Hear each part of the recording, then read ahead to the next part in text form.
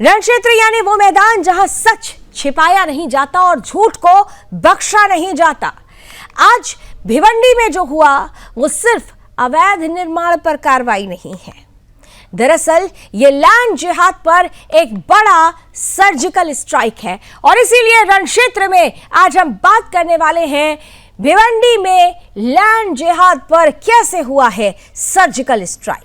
जी हां, वो लैंड जिहाद जो पहले खाली जमीन पर टीन टप्पर लगाता है, फिर रात के अंधेरे में पक्के ढांचे खड़ा करता है और फिर उसी कब्जे को हमारा हक बताकर सियासत को ढाल बना लेता है। लेकिन आज उसी जिहादी मानसिकता, आज उसी जिहादी अतिक्रमण पर, उसी जिहादी कब्जा माफिया पर बुलडोजर गर्जा। और गर्जा भी कैसे? ठीक योगी मॉडल की स्टाइल में।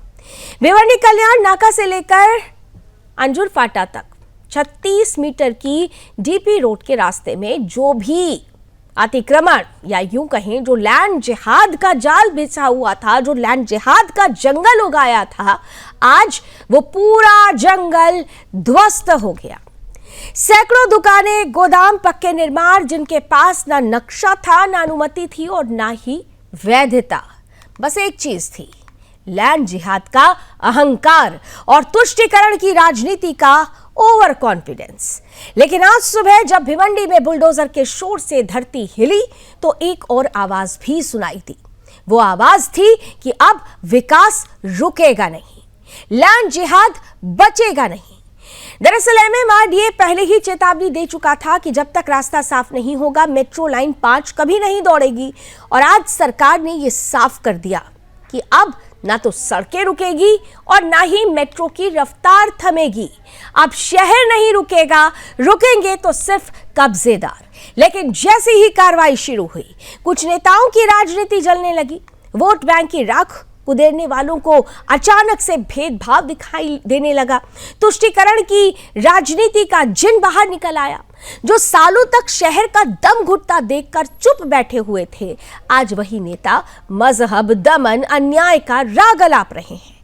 लेकिन रण क्षेत्र में आज पूछा जाएगा कि जब सड़क रुकी थी तब आप कहां थे? जब मेट्रो अटकी हुई थी, जब मेट्रो की रफ्तार पर पूरी तरह से ब्रेक लग चुका था, विकास की रफ्तार पर ब्रेक लगा हुआ था, तब आप शांत क्यों थे? और जब लैंड जिहाद बढ़ रहा था तो आप किसे संरक्षण दे रहे थे? ये बड़े सवाल हैं। ये सवाल इसलिए भी जरूरी है क्योंकि आज का सवाल बुलडोजर क्यों चला ये नहीं है, आज का सवाल ये है कि इतनी देर से क्यों चला। आज भिवंडी ने विकास की रफ्तार पकड़ी है और अब पूरा महाराष्ट्र कह रहा है ये बुलडोजर सिर्फ शुरुआत है, अब सफाया पूरे राज्य में होगा।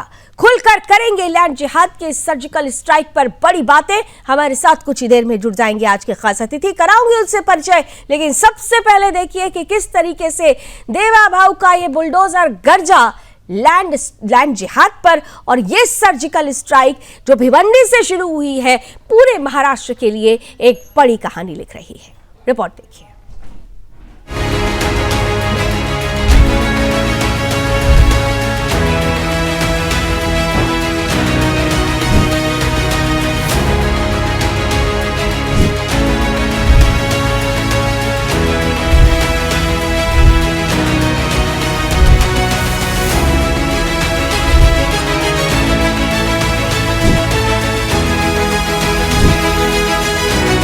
लैंड जिहाद, जी हाँ, वही लैंड जिहाद जो पहले जमीनों पर धीरे धीरे कब्जा जमाता है, फिर टीन प्लास्टिक की झोपड़ी गाड़ता है और बाद में उसे पक्के ढांचे में बदलकर अपना हक जमाता है, जो रात के अंधेरे में निर्माण खड़ा करता है और फिर दिन में उसे हक बता देता है, जो मौका देखकर सड़क रोक देता है, नाली रोक देता है, हर एक विकास कार्य रोक देता है और पहले कब्जा करो, फिर दावा करो और फिर इसे राजनीतिक ढाल बनाओ की रणनीति से शहर को जकड़ने की कोशिश करता है। लेकिन आज महाराष्ट्र ने इस पूरी जिहादी रणनीति पर सबसे बड़ा प्रहार देखा है। आज सरकार का बुलडोजर उस लैंड जिहाद पर गर्जा है जो सालों से भिवंडी को अपनी मुट्ठी में जकड़े बैठा था।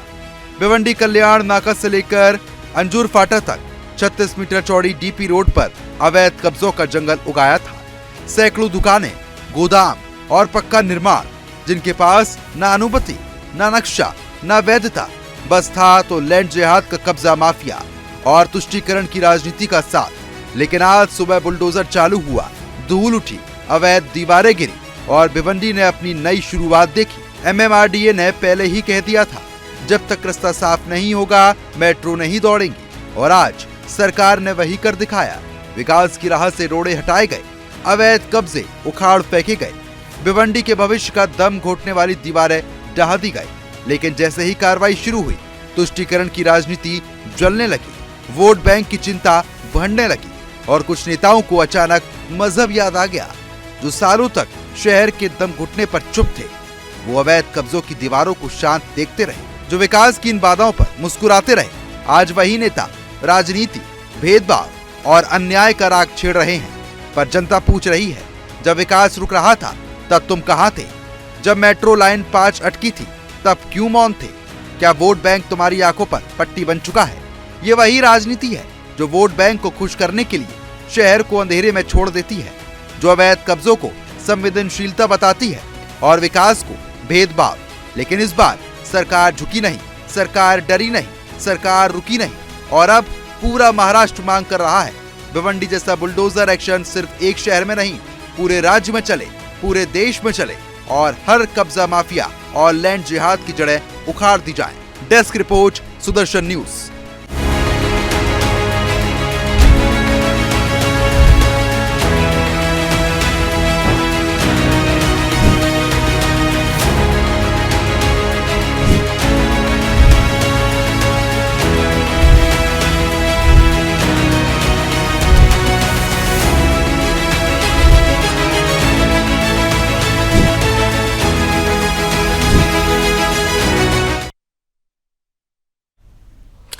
तो साफ तौर पर यह जाहिर है कि अब तक उनके खिलाफ जिन्होंने ये लैंड जिहाद पूरे महाराष्ट्र को अपने जद में दे ले रखा था, भिवंडी जहां पर विकास की रफ्तार मेट्रो लाइन 5 चलनी थी, 3 साल पहले ही ये चीज हो गई होती तो शायद इतनी देरी नहीं होती। लेकिन कहते हैं ना कि देर आए दुरुस्त आए। अब ये जो कार्रवाई भिवंडी से शुरू हुई है, ये जो सर्जिकल स्ट्राइक लैंड जिहाद पर भिवंडी से शुरू हुई है, ये क्या पूरे महाराष्ट्र में अपनी एक बड़ी तस्वीर, वृहद तस्वीर लेकर आएगी? क्या पूरे महाराष्ट्र में यही जो सर्जिकल स्ट्राइक है लैंड जिहाद पर, ये पूरा अभियान चलेगा? आइए खुलकर करते हैं बात। आज के अतिथि हमारे साथ जुड़ चुके हैं, गेस्ट पैनल का स्वागत करते हैं।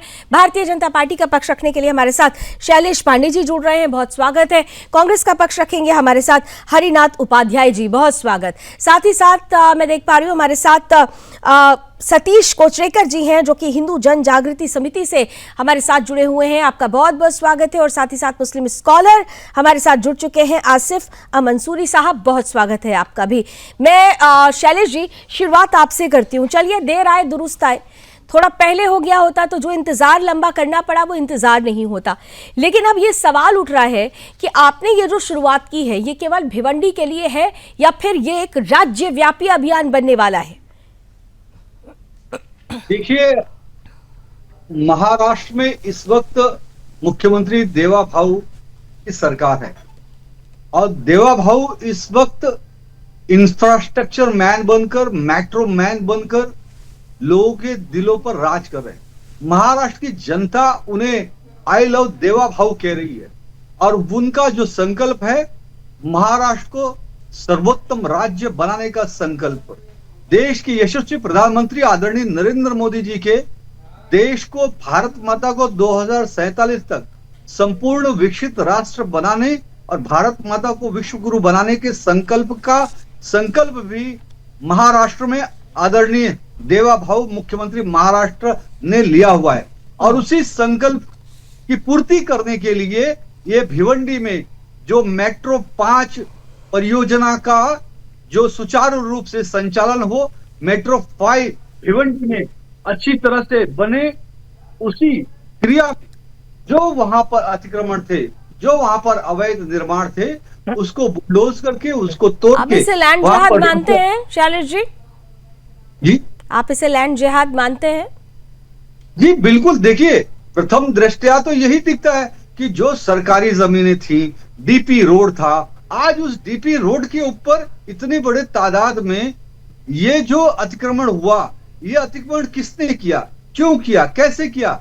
मैं तो ये भी कहूंगा आपके चैनल के माध्यम से कि उस वक्त भिवंडी में कांग्रेस शासित महानगर पालिका थी, राष्ट्रवादी कांग्रेस पार्टी की शासित महानगर पालिका थी, और साथ ही समाजवादी पार्टी के यहाँ पर विधायक इस वक्त भी है, पहले भी थे। तो समाजवादी पार्टी हो, कांग्रेस पार्टी हो, इन लोगों के कार्यकाल में, सत्ता काल में ये इतना बड़ा इंक्रोचमेंट, इतना बड़ा अवैध अतिक्रमण जो कार्य हुआ है, और विशेष तौर से एक समुदाय के द्वारा ही एक ही स्थान पर सरकारी जमीनों पर इतने बड़े तादाद में जो यानी आप ये कह रहे हैं कि इस लैंड जिहाद के सबसे बड़े संरक्षक अगर आप देखते हैं तो फिर वो कांग्रेस है, एनसीपी है, वो तमाम पार्टियां जो तुष्टीकरण की राजनीति करती हैं। तो हरिनाथ जी, तो सवाल तो ये है ना कि विकास और तुष्टीकरण की राजनीति ये बहुत अलग चीज होती है। आप खूब राजनीति कीजिए, लेकिन विकास की आड़ों अगर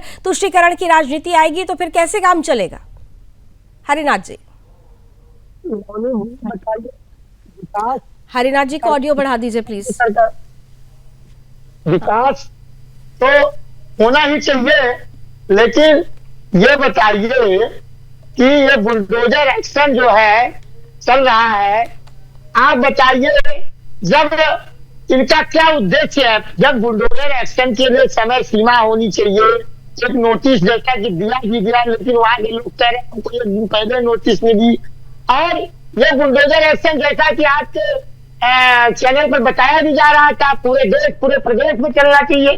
पता तो करें कि भारतीय जनता पार्टी के नेता लोग कितना जो है जमीन जहाज या लैंड जहाज किए हुए हैं, पूरा जमीन कब्जा किए हुए, जहां तक विकास की बात कर रहे हैं। जब से भारतीय जनता पार्टी एक मिनट बताइए, सुनिए आप बोलिएगा लेकिन मेरा सवाल सुन लीजिए ना, सवाल भी सुनते चलिए। आपका जवाब देने के लिए बीजेपी है, बीजेपी के सवाल का जवाब देने के लिए आप है, मैं तो जनता की आवाज हूं।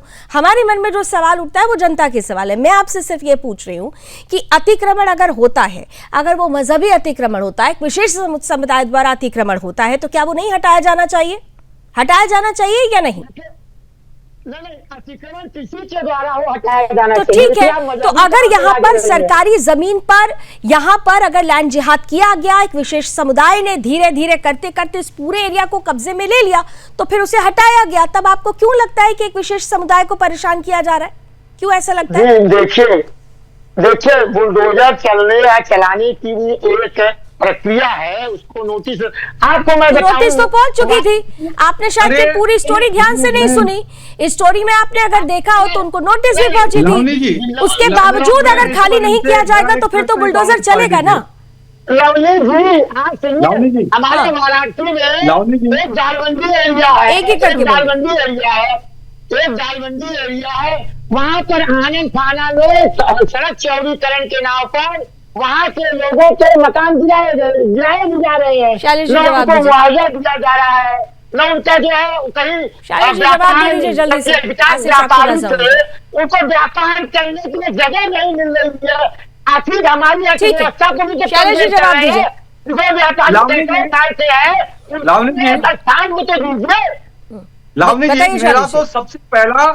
मेरा तो सबसे पहले कांग्रेस पार्टी से ये सवाल है, आज जो आप प्रोसीजर की बात कर रहे हैं, नोटिस की बात कर रहे हैं, एक अतिक्रमण हुए जगह पर के लिए आप क्या अवैध बांधकाम के साथ खड़े हैं? क्या इलीगल जो अतिक्रमण किया गया है, क्या उन अनैतिक और अवैध लोगों के साथ आप खड़े? पहला प्रश्न। दूसरा प्रश्न ये कि आज आप प्रोसीजर नोटिस की बात कर रहे हैं, तो ये तो आपके कार्यकाल में ही जो सारे अवैध बांधकाम हुए, सारे अतिक्रमण हुए, तो ये अवैध बांधकाम और अवैध अतिक्रमण जो हुए, ये आपने आपके कांग्रेस के कार्यकाल में होने क्यों दिया? ये तो तभी आपने रोकना चाहिए था, तभी उस वक्त सरकार की जमीन का सुरक्षा करने का काम, देश की जमीन का सुरक्षा करने का काम आपका था। आपको जमीन को बचाना चाहिए था, आपने सरकार की जमीन को सुरक्षा करने का काम सरकार का होता है। उस वक्त आपकी सरकार थी, महानगर पालिका आपकी थी, आप जवाबदार है, आपके विधायक जवाबदार है, आपके नगर सेवक जवाबदार है, और उस वक्त महानगर पालिका के जो आपके सरकार के अधिकारी थे वो जवाबदार है। उनको भी, मैं तो कहूंगा उनको भी जेल के सलाखों के पीछे डालना चाहिए, जो बिल्कुल। इस ठीक है, अतिक्रमण के हरिनाथ लिए जी जल्दी जवाबदार से है। काउंटर आंसर और कर दूसरी लीजिए, मैं बात, आसिफ जी की बात हमारी जानना चाहती सरकार तो आज अवैध अतिक्रमण को हटाकर वहां पर रोड साफ करके मेट्रो का निर्माण कर रही है। मेट्रो का निर्माण देवेंद्र फडणवीस जी इसलिए कर रहे हैं ताकि भिवंडी के लोगों का जो रहन है वो मुक्त हो।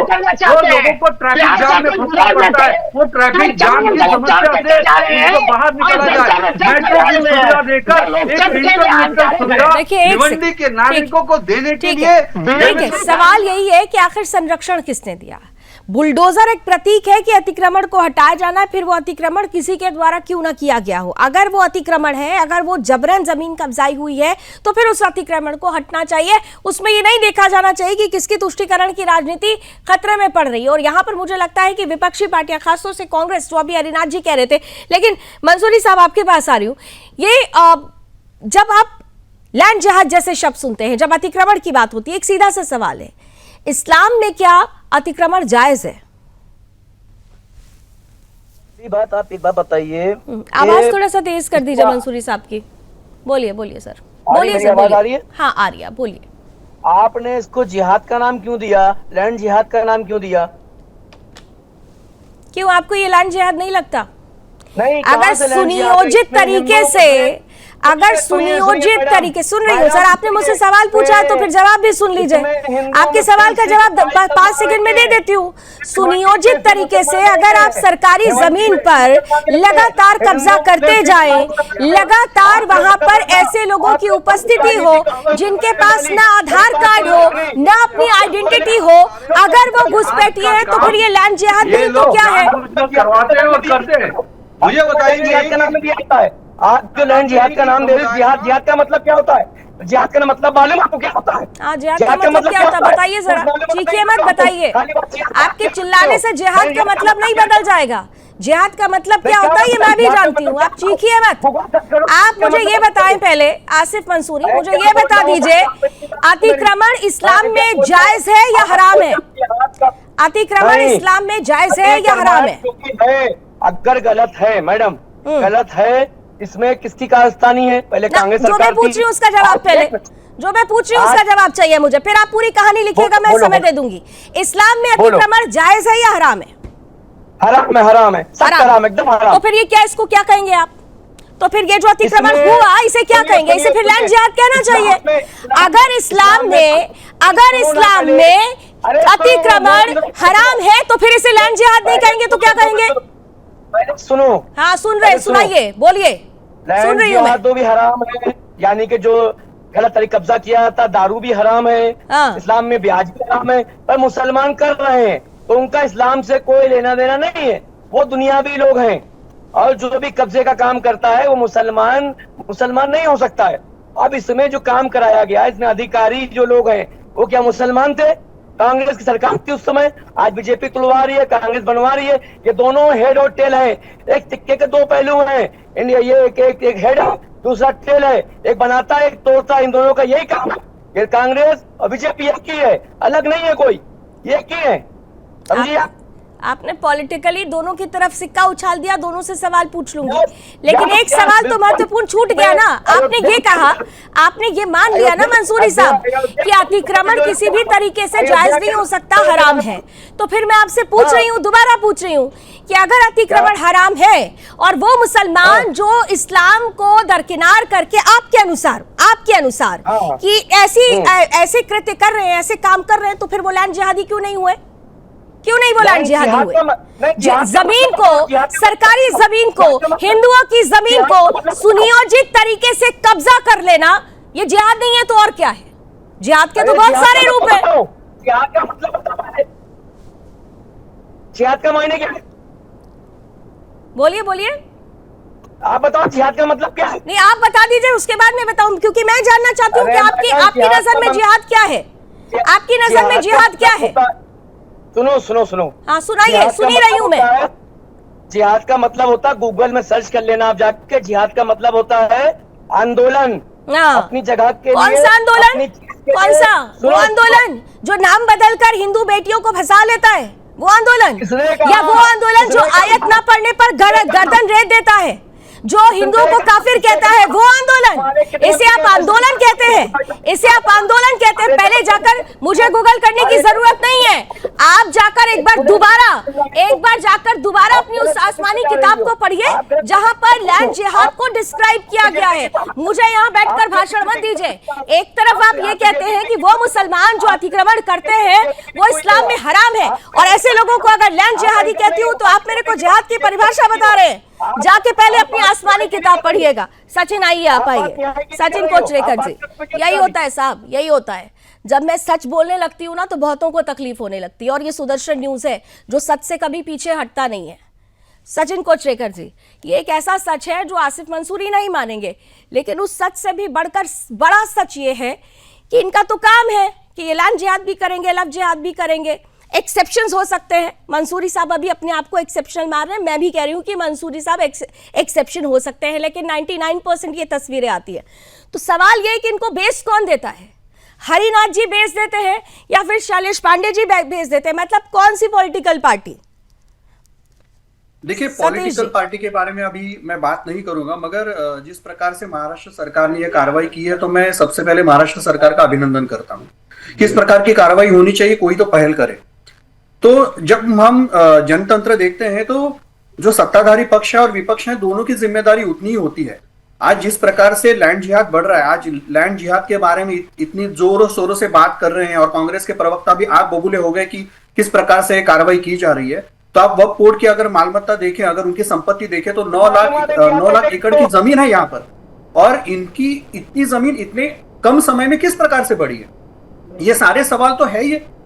मगर इसके लिए आज तक किसी भी प्रकार के जो उपाय है वो नहीं किए जा रहे हैं। आज जिस प्रकार से अतिक्रमण करने के लिए जब ये लोग जाते हैं तो इस तरह से झुग्गी झोपड़ियां बन जाती है, वोट बैंक की एक बहुत बड़ी राजनीति खेली जाती है, और ये वोट बैंक के लिए बांग्लादेशी से लेकर रोहिंग्या तक इसमें घुसाए जाते हैं, और बाद में यहाँ के आधार कार्ड और पैन कार्ड लेकर यहीं पर बस जाते हैं। तो ये एक प्रकार का लैंड जिहादी है। हर जगह पे हम देख सकते हैं। वक्फ बोर्ड की तो वक्फ की मालमत्ता तो आपकी यहाँ पर किसी गढ़ किले, जो छत्रपति शिवाजी महाराज के गढ़ किले हैं, उन पर भी इनका अतिक्रमण हो चुका है। जहाँ रेलवे लाइन है वहां पर जाके कोई मर जाता है, वहां पर दरगाह बन जाता है। आपको रेलवे लाइन बिछानी है तो बीच में भाई ये कोई मरा पड़ा है तो उसके लिए वो आप रेलवे लाइन बिछा नहीं सकते। आप अगर थाने में देखें, मुंबई से सटे थाने में एक खाड़ी में जहां पर कोई जा भी नहीं सकता, वहां पर जाकर एक दरगाह बनाया। राष्ट्रीय सुरक्षा की बातें जब आती हैं तो ये सारी जो राजनीति है वो पूरी तरह से दूर कर देनी चाहिए। विपक्ष को भी सत्ताधारी पक्ष के साथ खड़ा होना चाहिए, मगर ये होंगे नहीं क्योंकि ये वोट की राजनीति है। और जहां तक कि वक्फ बोर्ड का सवाल है या लैंड जिहाद का सवाल है, तो जब तक ये लैंड जिहाद खत्म नहीं होता है तब तक इस देश का भला नहीं हो सकता। इस लैंड जिहाद को कुचलना ही होगा। और जिस प्रकार से योगी का बुलडोजर चला है, उसी प्रकार से महाराष्ट्र में भी बुलडोजर चलाना बहुत ही आवश्यक है। और केवल जहाँ पर बांद्रा से लेकर जहाँ तक ये सारे लोग जो यहाँ फैले हुए हैं, और यहाँ पर जो भी लोग जी, मंसूरी साहब आपके सामने आपकी बात का जवाब दे रहे, जरा आमने सामने ही रखिएगा। हाँ मंसूरी साहब आप बोलिए, आपकी आवाज कट रही थी, बोलिए। हाँ बोलिए मंसूरी साहब, बोलिए, आपकी आवाज कट रही थी, बोलिए। मैं इनको ये बोल रहा हूँ, पहले आप ये जानो कि अभी बैठे हमारे पास राम भुवन शर्मा, जहाँ मैं रहता हूँ मीरा रोड में, सबसे ज्यादा बीजेपी का कब्जा है, सिंधे गुट का कब्जा जमीनों पे पूरा कब्जा करके बैठे। इनलीगल काम चल रहे हैं यहाँ पास, तो क्यों नहीं बोलते? इसके लिए उठाते हैं लोग। तो आप आह्वान कीजिए ना, जब तब आप बोलिए ना, आप अपने लोगों को कब बोलेंगे? आप अपने लोगों को बोलेंगे? आप अभी कांग्रेस का विरोध करेंगे? आप कांग्रेस का विरोध करते हैं कि कांग्रेस अगर बोल रही है कि इनको नोटिस देना चाहिए जिस प्रकार से अतिक्रमण बढ़ रहा है। जब आपके धर्म के ऊपर आता है तो बहुत सारे फतवे निकल जाते हैं, जहाँ जुलूस निकलते हैं। इस अतिक्रमण को रोकने के लिए आपके मौलाना है, आपके जो धर्मगुरु है, तब ये लोगों को कब आह्वान करेंगे? आप अपने लोगों को बताइए ना। सवाल यही है कि जब हम एक उंगली सामने करते हैं तो 4 उंगली अपनी तरफ भी होते हैं। ये सवाल यही है कि मंसूरी साहब देखिए, आप बिल्कुल पूछिए ऐसे लोगों से जिन लोगों ने इसे बढ़ने दिया, पनपने दिया, लेकिन सवाल ये भी पूछा जाना चाहिए उनसे जिन्होंने जबरन सुनियोजित तरीके से इस पूरे के पूरे जो कब्जा था उसका सबसे बड़ा बेस बने। वो राम जी हमारे साथ जुड़ चुके हैं, राम भुवन शर्मा जी हैं, शिवसेना शिंदे गुट से हैं। कैमरा ऑन कर लीजिए राम भुवन जी। क्या राम भुवन जी हमारे साथ हैं? कैमरा ऑन कर लीजिए राममोहन शर्मा जी। चलिए, मुझे लगता है कि शायद कोई टेक्निकल फॉल्ट है, पैनल ठीक कराइए जरा। शैलेश जी, आपने आरोप सुना अभी क्या कहा आसिफ मंसूरी जी ने? वो आरोप लगा रहे हैं आपकी पार्टी के लोगों पर, आपके गठबंधन के लोगों पर। शैलेश जी, जवाब दीजिए। नहीं, देखिए लावनी जी, मेरा सीधा स्पष्ट कहना है कि ये जो इंक्रोचमेंट, अवैध अनैतिक अतिक्रमण, बांधकाम हुए, उस वक्त कांग्रेस पार्टी की सरकार रही और भिवंडी में हमेशा कांग्रेस और समाजवादी पार्टी की सरकारें रही हैं, चाहे वो विधायक रहा हो, चाहे वो महानगर पालिका की सत्ता रही हो। और इन लोगों ने जानबूझकर अपने वोट बैंक की तुष्टीकरण के लिए, मुस्लिम वोट बैंक की तुष्टीकरण के लिए वहां पे अतिक्रमण करवाए। नहीं तो शैलेश जी, तो पूछा तो आपसे भी जाएगा ना, ये सबका साथ, सबका विकास, सबका विश्वास। शैलेश जी, पूछा तो आपसे भी जाएगा ना। 3 साल, 3-3.5 साल डिले हुआ ये प्रोजेक्ट, तो आपके हाथ में तो समय था। समय आप देर आए दुरुस्त आए, लेकिन इतना समय क्यों लिया? क्या ये वही फॉर्मूला था, सबका साथ, सबका विकास, सबका विश्वास? यहाँ विश्वास तो नहीं नजर आता है। क्या हो रहा है महाराष्ट्र में आपने भी देखा, क्या हुआ वो भी आप जानते हैं। तो सवाल तो आपसे भी पूछा जाएगा शैलेश जी। देखिए लावनी जी, हमारा संकल्प पवित्र है। हाँ। मुख्यमंत्री आदरणीय देवेंद्र फडणवीस जी ने पूरे MMR रीजन में, चाहे वो मुंबई हो, ठाणे हो, नई मुंबई हो, कल्याण डोंबिवली हो, मीरा भाईंदर हो, वसई विरार हो, और अब भिवंडी शहर में मेट्रो बनाने का, निर्माण कार्य करने का जो बीड़ा उठाया, उस बीड़ा उठाने के, उस विकास कार्य की ये एक शुरुआत है। आपने देखा किस तरह से आज मेट्रो मैन बनकर, इंफ्रास्ट्रक्चर मैन बनकर देवेंद्र फडणवीस जी पूरे MMR रीजन में मेट्रो की जाल ठीक है, तो आप ये मानते हैं कि विकास में घुसपैठी है, विकास में, महाराष्ट्र के विकास में ये घुसपैठी है, रोड़ा है, ये आप मानते हैं?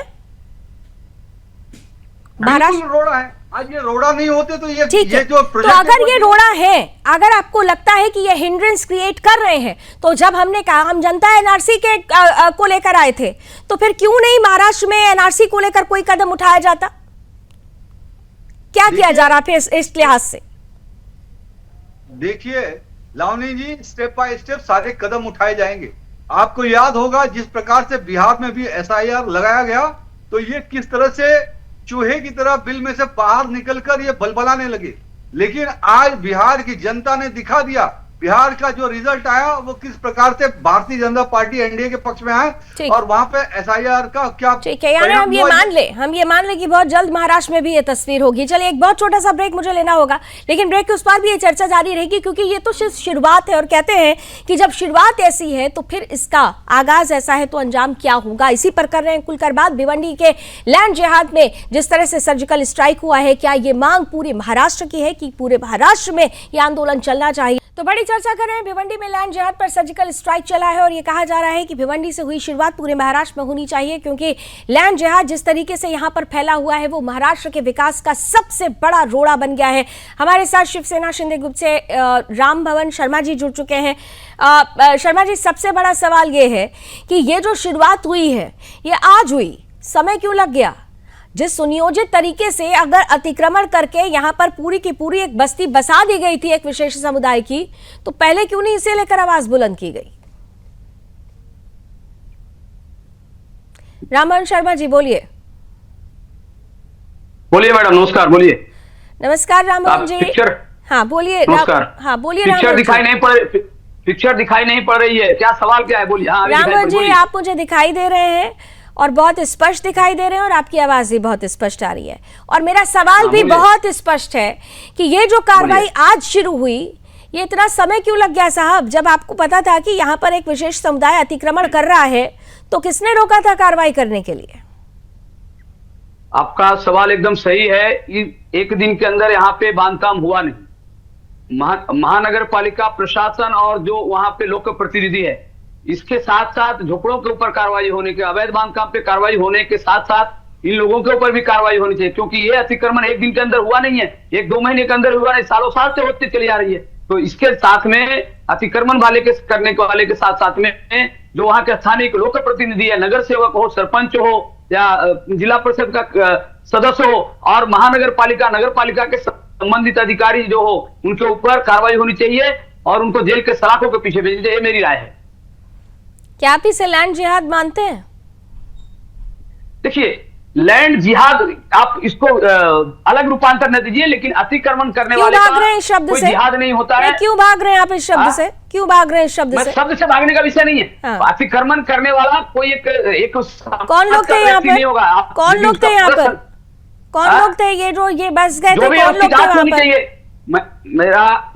मेरा यही कहना है कि ये अतिक्रमण दरअसल समस्या इसी बात की है। तो आप लोगों को सेक्युलरिज्म का पर्दा इस कदर आंख पर पड़ा हुआ है कि आपको एक शब्द पर आपत्ति हो गई, आपने कहा कि रूपक मत बदलिए। मैंने तो सीधा सवाल किया और आपसे पूछा कि कौन लोग थे, तो फिर तो आसिफ मंसूरी जो आरोप लगा रहे हैं कि आप डरते हैं क्योंकि इस हमाम में सब नंगे हैं और इसीलिए आपको इस शब्द से डर लगा। नहीं, मैं किसी के आरोप से डरता नहीं। जो सच, देखिए जो सच्चाई है, अतिक्रमण वाले का कोई कौम नहीं होता है। अतिक्रमण करने वाला रामभवन शर्मा जी, रामभवन शर्मा जी, आपके बगल में आपके साथी अभी बैठे हुए हैं शैलेश पांडे जी। ये एक ही गठबंधन के लोग, ये दो धुरी कैसे हो रही है मुझे समझ में नहीं आ रहा। और शायद यही वजह है सचिन जी, माफ कीजिएगा सतीश जी, यही एक वजह है कि ये जब यहाँ पर कमजोरी दिखाई दे जाती है तो उधर बल मिल जाता है तुष्टीकरण को, संतुष्टीकरण पीछे हो जाता है और तुष्टीकरण हावी हो जाता है। ये यहाँ पर जीता जागता उदाहरण सामने दिखाई दे गया। सतीश जी, आर्यू आसिफ जी, इसके बाद आपके पास ही आऊंगी जी। मैं एक सामान्य हिंदू की ओर से आप सभी से प्रार्थना करता हूँ, जो भी लोक प्रतिनिधि है, जब तुष्टीकरण होता है ना, तो आज कैसे है कि आज अगर आप तुष्टीकरण की राजनीति नहीं करेंगे तो सत्ता पे आने की संभावना बहुत कम हो जाती है। मगर एक सर्वसामान्य हिंदू जब आपकी तरफ देखता है तो आप एक हिंदुवादी पक्ष है और उसके सामने भी देखा और जो कारण है इन सभी का, तो आप खुलकर सामने आना चाहिए। जब भी आप देश के बारे में बात करते हैं, देश में बांग्लादेशी है, रोहिंग्या है, ये सारे घुसपैठी है और एक प्रकार का लैंड जिहादी है। अगर ये समस्या के मूल को ही आप अगर नकारेंगे तो आगे चलकर इस समस्या के ऊपर आप समाधान कभी नहीं ढूंढ पाएंगे। और आपने जिस प्रकार से लावनी जी कहा कि यही मूल कारण है कि जब हम अधिकारियों के लिए हम बोल रहे हैं कि भाई अधिकारियों पर कार्रवाई होनी चाहिए, सरपंच के ऊपर कार्रवाई होनी चाहिए या वहां के लोक प्रतिनिधियों के ऊपर कार्रवाई होनी चाहिए, मगर जो रूट कॉज है लैंड जिहाद का कि भाई धर्म के ऊपर आप एक लैंड कब्जे में लो और फिर आगे जो भी विकास है जो भी है वो सब रोक दो। तो जब तक आप लैंड जिहाद और ये सारी जो मानसिकता है वो अगर आप नहीं पहचानोगे, ये आपको आप नहीं स्वीकारोगे, तब तक इस समस्या से बिल्कुल तब तक इस समस्या से निजात नहीं पाई जा सकती। मंसूरी साहब, एक सवाल देखिए, एक सवाल जो मुझे कॉमन समझ में आ रहा है, जो आप लोगों की सबकी सोच थी वो मंसूरी साहब की भी थी कि अगर देखिए रूट कॉज अगर अतिक्रमण है, जो भी कर रहे हैं उनके खिलाफ एक्शन होना चाहिए। लेकिन मंसूरी साहब, यहाँ एक चीज तो समझनी होगी ना आपको भी, अगर आप ये कहते हैं कि आप भारत के मुसलमान हैं तो फिर तो आपको कहीं ऐसा तो नहीं है कि ये घुसपैठिए हो जिन्होंने आकर अतिक्रमण, जिन्होंने आकर लैंड जिहाद कर लिया हो।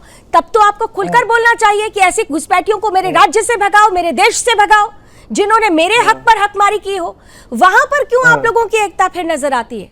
आपको नहीं लगता क्या ये घुसपैठिए नहीं हो सकते? क्या ये रोहिंग्या नहीं हो सकते? मंसूरी साहब।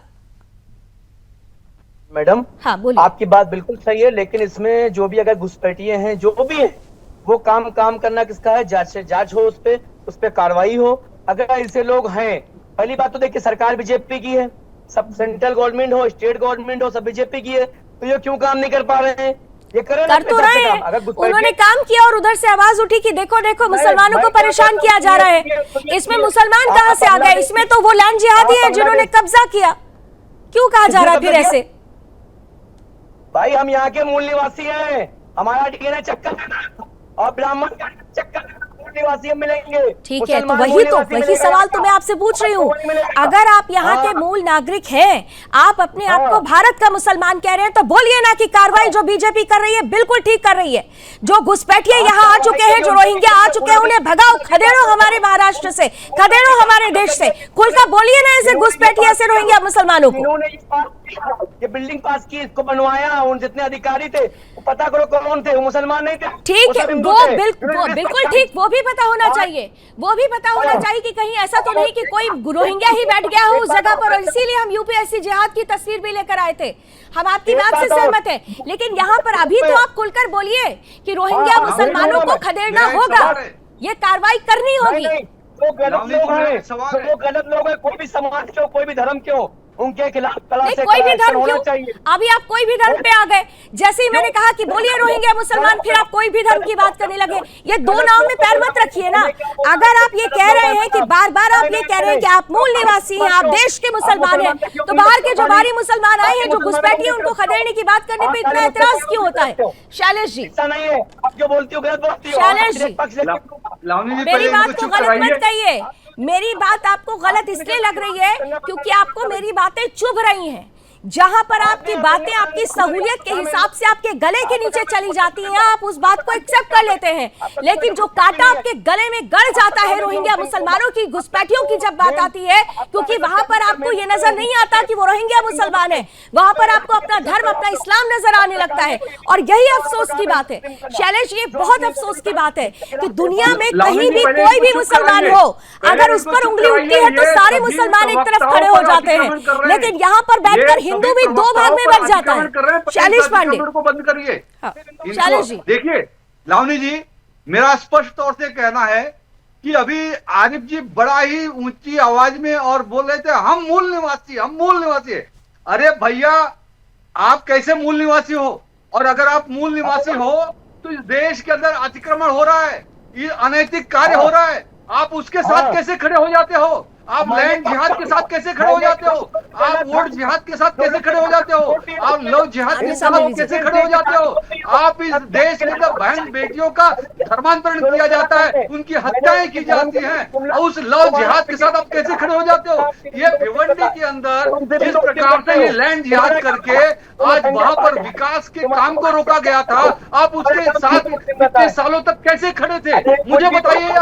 आपको तो ये जो मेट्रो बन रहा है, मुझे बताइए, ये देवेंद्र फडणवीस, देवा भाऊ जी, ये हमारी महायुति की सरकार, ये मेट्रो बना रही, इस मेट्रो में क्या आप नहीं बैठोगे क्या? इस मेट्रो में क्या भिवंडी का मुसलमान नहीं बैठेगा क्या? इस मेट्रो के अंदर क्या भिवंडी का नागरिक नहीं बैठेगा क्या? सभी नागरिक बैठेंगे। सभी नागरिकों को भिवंडी के ये मेट्रो की सुविधा मिलेगी, ट्रैफिक की समस्या का समाधान होगा, आपके सारे समस्याओं का समाधान होगा। और ये हमारी देवेंद्र फडणवीस भारतीय जनता पार्टी महायुति की सरकार आपको मेट्रो सौगात में दे रही है, ताकि आपकी ट्रैफिक की समस्याएं समाधान हो। आज हमने मेट्रो दिया, अरे हमने पानी दिया, हो गया, इतने परेशान क्यों हो रहे? विकास होगा तो आपको भी उसका फल आपको भी मिलेगा। कह तो रहे हैं शैलेश जी, आप कह रहे हैं ना मूल निवासी हैं, तो अगर मेट्रो चलेगी तो मूल निवासी ही बैठेगा, घुसपैठियों को कोई अधिकार नहीं है कि वो बैठे। घुसपैठियों को तो खदेड़ देना चाहिए। सतीश जी का लास्ट कमेंट जल्दी से ले लेते हैं। Satish ji, what should be done next? क्या कर दें ऐसा? क्योंकि यहाँ पर देखिए ना, बसूरी साहब रुकने का नाम नहीं ले रहे। नहीं, वो तो नहीं रुकेंगे, क्योंकि उनको एक तरह से सामने यानी मुंह पे एक अलग बात हो रही है और अंदर कुछ अलग है, ये सामने सामने दिखाई दे रहा है। पहले तो मैं एक बात पूछना चाहता हूँ, जिस प्रकार से हमने किरीट सोमैया जी ने बांग्लादेशियों के खिलाफ एक मुहिम चालू की थी, या जो भोपू के खिलाफ मुहिम चालू की थी, तो वो मुहिम आगे बढ़नी चाहिए, मगर अभी बीच में कहीं दिखाई नहीं दे रही है। तो जब तक, और ये कोई केवल विकास की बात नहीं है, सबका साथ सबका विकास में बांग्लादेशियों का साथ और रोहिंग्या का विकास नहीं होना चाहिए। और साथ में अभी जो दिल्ली में बम विस्फोट हुए, तो सारे स्लीपर सेल कहीं दूर से पाकिस्तान से नहीं आए, यहाँ पे भी कुछ स्लीपर सेल्स हैं। तो जब तक ये झुग्गी झोपड़ियों में रहने वाले जो अनधिकृत लोग हैं, बांग्लादेशी हैं, रोहिंग्या है, या जो भी देश विरोधी शक्तियां हैं, उनको वहां से नहीं हटाएंगे, तब तक देश सुरक्षित नहीं होगा। ये केवल विकास की बात नहीं, देश की ये राष्ट्रीय सुरक्षा की भी बात है। और ऐसे में ये जरूरी हो जाता है कि ऐसे अवैध कब्जाधारियों, ऐसे लैंड जिहादियों के खिलाफ कार्रवाई हो, उनकी धरपकड़ हो, उनकी पहचान हो और उन्हें देश से बाहर खदेड़ा जाए। थैंक यू सो मच, बहुत बहुत धन्यवाद। आप सभी हमारे साथ जुड़े, अपने मन की बात साझा की। तो भिवंडी से एक शुरुआत हुई है, लैंड जिहाद पर सर्जिकल स्ट्राइक हो रही है, लेकिन ये कहा जा रहा है कि ये तो सिर्फ शुरुआत है। अगर भिवंडी से शुरुआत है तो पूरे महाराष्ट्र में यह अभियान चलना चाहिए, क्योंकि महाराष्ट्र लैंड जिहादियों की जद में आ चुका है, लव जिहादियों की जद में आ चुका है। घुसपैठिए 10 करोड़ घुसपैठिए महाराष्ट्र में अभी भी पैर जमाए हैं, और ऐसे में जरूरी हो जाता है कि इन्हें जड़ से उखाड़ा जाए।